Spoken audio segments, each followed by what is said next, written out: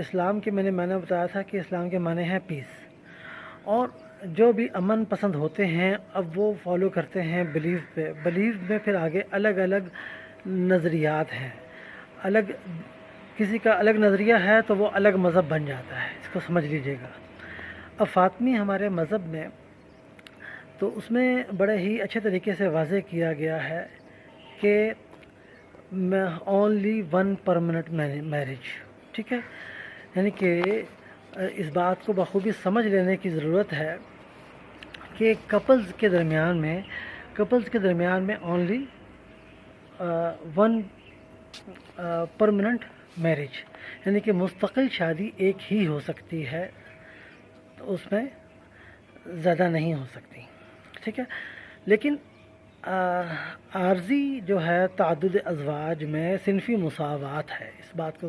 سمجھ لیں